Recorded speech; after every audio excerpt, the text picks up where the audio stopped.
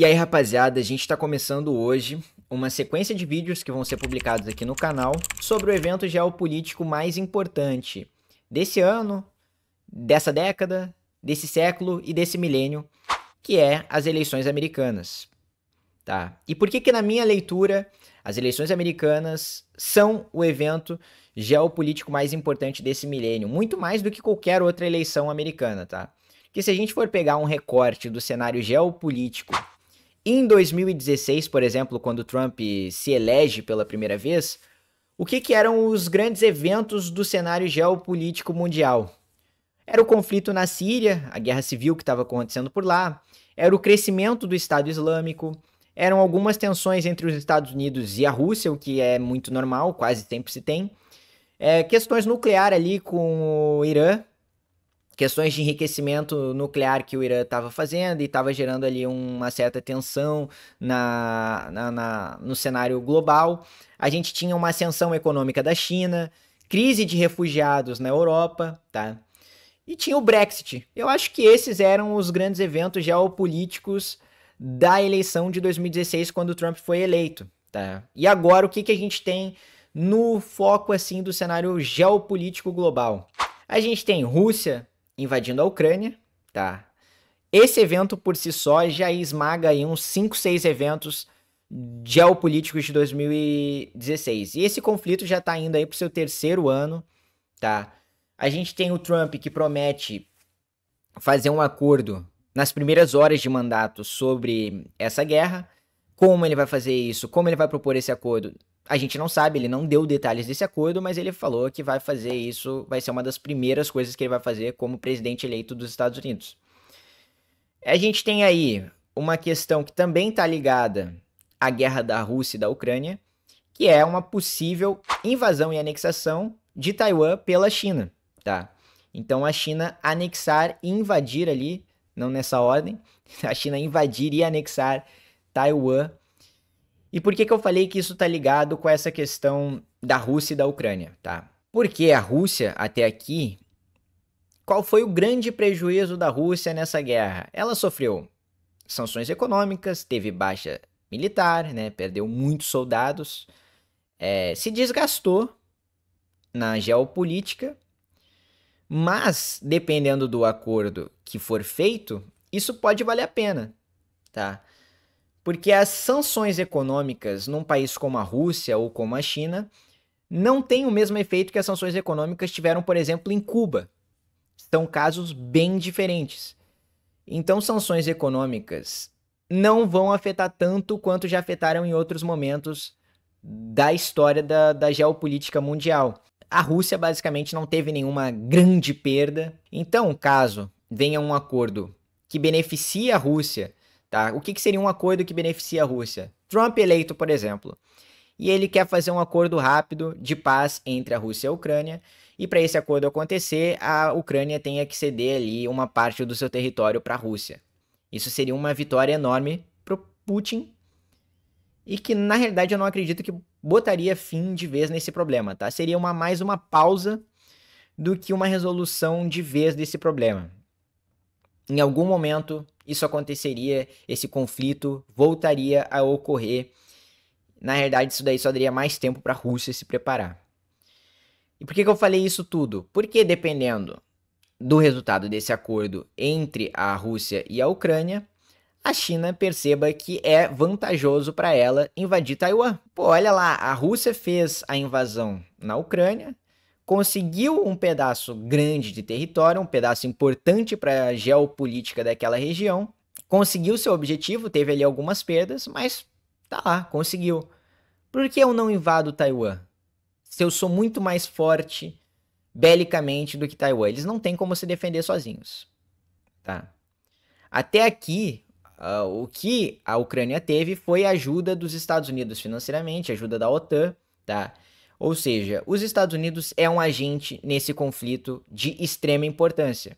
O Trump disse que vai fazer esse acordo e ele já se manifestou que é contrário ao financiamento desse conflito. Ou seja, ele não vai ajudar financeiramente a Ucrânia caso ele seja eleito. Isso pelo menos é o que ele está dizendo agora. E aí a gente tem também essa questão China e Taiwan, que a gente já falou. Tem o Israel e Irã. Não só o Irã, outros países ali, árabes, islâmicos, em volta de Israel. É um conflito a mais. E aqui na América Latina a gente tem um outro evento que pode ocorrer, e principalmente agora isso fica um grande ponto de interrogação por causa das eleições que ocorreram lá, que é a possível invasão da Guiana por parte da Venezuela. A gente não sabe se isso vai ocorrer ou não, porque essa questão do Maduro ainda não ficou bem definida. Todo mundo sabe que houve fraude nas eleições, todo mundo sabe que o Maduro é um ditador, mas todo mundo já sabia disso em 2017, todo mundo já sabia disso em 2014 e ele continua até agora no poder. Então eu não sei o que vai acontecer. Pode ser que o Maduro continue no poder e pode ser que ele caia. A gente não sabe, pode ser que tenha a invasão da Guiana, pode ser que não tenha. Mas só aqui eu citei 4 eventos que envolvem os Estados Unidos, não diretamente, mas que os Estados Unidos é um agente ali ou de intermediação ou de intervenção, ele é um agente praticamente protagonista em todos esses eventos aqui. Tanto é verdade que, dependendo do resultado das eleições americanas, o conflito entre Rússia e Ucrânia acaba no outro dia. Esse é o tamanho dos Estados Unidos na geopolítica. Ele tem esse poder de acabar com um conflito caso ele queira de um dia para o outro. De qual maneira ele vai fazer isso, a gente não sabe, porque o Trump também não falou como ele pretende fazer esse acordo. E bom, a gente tem esses dois candidatos, tá? No momento que são o Trump, que já foi presidente de 2016 a 2020, de 2017 a 2021, perdão, porque ele assume em 2017 e termina o mandato em 2021. A gente tem a Kamala Harris, que assumiu agora no lugar aí do Biden, que desistiu da corrida presidencial. Na realidade, fizeram com que ele desistisse. Ele já não tinha ali mais condição mental. Ele não tinha saúde mental para disputar mais uma eleição. Bom, essa mudança de candidato por parte do Partido Democrata, na minha opinião, muda completamente o jogo das eleições americanas. Por quê? Era a eleição americana com os dois candidatos com a maior rejeição da história. Então seria uma eleição que seria pautada pela rejeição. A rejeição do Biden era maior. O americano não confiava no Biden. O Biden estava ficando maluco. Ele literalmente não conseguia mais formar um raciocínio. Então, era uma eleição praticamente ganha para o Trump. E aí eles convencem o Biden a desistir e entra a Kamala Harris. E, cara, pela animação dos democratas, essa eleição vai ser bem disputada. Eles fizeram um recorde de doação para a campanha em um dia. Isso demonstra que os democratas se empolgaram muito com esse novo nome. Mas a gente ainda não sabe muito bem o que esperar, tá? Então vamos aqui para os cenários, caso Trump vença. Na questão da Ucrânia, tá? Trump já declarou que não vai continuar financiando a Ucrânia. Não vai continuar ajudando a Ucrânia, melhor dizendo. E que ele pretende fazer um acordo muito rápido para resolver esse conflito. Caso a Kamala Harris vença, a gente pode esperar uma continuidade do que vem sendo feito com o Biden. Então, uma ajuda financeira que vai continuar, inclusive depois para a reconstrução da Ucrânia. Já do Trump, a palavra que a gente vai ouvir muito nessas eleições é essa aqui que está aqui no meu rascunho, isolacionista, tá? Isolacionista. O Trump pode mais uma vez adotar uma postura America First, uma postura isolacionista, tá? Às vezes eu me enrolo falando essa palavra. Caso o Trump adote mais uma vez essa postura isolacionista, a gente perde aí os Estados Unidos como um agente protagonista no cenário mundial. Perde não, mas ele diminui sua relevância, porque é um momento onde, como eu citei ali por esses 4 eventos geopolíticos e fora os outros que vão se desenvolver ao longo do tempo, a necessidade de uns Estados Unidos forte e protagonista para equilibrar o poder. Para equilibrar o poder. Quem é o grande país que representa o Ocidente, que representa o mundo livre e democrático? É os Estados Unidos. A partir do momento que os Estados Unidos se isenta desse protagonismo, tá? E se a gente for pegar lá em 2016, quando o Trump foi eleito, 2017 ele assume, essa postura já era um pouco isolacionista. Por exemplo, vou citar aqui um exemplo. Ele requeriu que os outros membros da OTAN aumentassem o seu investimento em exército e poderio militar para que os Estados Unidos diminuíssem ali o seu protagonismo na OTAN. Esse vídeo tá ficando extenso, eu acabei de ver aqui que já passou de 10 minutos de gravação. Então, para fechar aqui, eu quero trazer um assunto que é Elon Musk e Donald Trump, tá? Eles firmaram uma aliança, que já é de conhecimento público, e muitas pessoas estão interpretando essa aliança como uma aliança ali contra a cultura woke, uma aliança ali contra a censura, a favor da liberdade de expressão. E tem um fundo de verdade nisso, tá? Até porque o Trump, para quem não sabe, foi banido do Twitter no fim do mandato dele, enquanto ele ainda era o presidente em exercício dos Estados Unidos, durante lá a invasão do Capitólio. A equipe daquela época no Twitter decidiu banir o Trump da rede social, e desde então ele não utilizava mais essa rede social. Mas agora o Elon Musk comprou o Twitter, renomeou, agora se chama X, e o Trump voltou nessa rede social, já atingindo milhões de pessoas. Teve tweets do Trump que atingiram mais de 100 milhões de impressões. Então isso é muito importante, é um lugar a mais ali para o Trump poder falar com seu público, né, se defender de acusações da mídia mainstream. É um local ali onde o Trump vai ter uma liberdade para se expressar e falar com o seu eleitorado. Mas essa aliança Trump e Musk tem uma importância muito maior do que isso, tá? Uma questão importantíssima para definir a geopolítica futura do mundo. E eu vou explicar agora. O Musk, como todos vocês sabem, é o cara da SpaceX, tá? A SpaceX, ela é de extrema importância na corrida espacial, na exploração espacial dos Estados Unidos. O Musk conseguiu baratear o custo do lançamento de foguete em várias vezes. Eu não sei aqui o número exato, mas ele diminuiu muito o custo do lançamento de foguetes através da reutilização de foguetes, que é uma coisa inédita, né? Ele foi o primeiro cara que conseguiu reutilizar aí foguetes e isso barateou muito o custo das operações.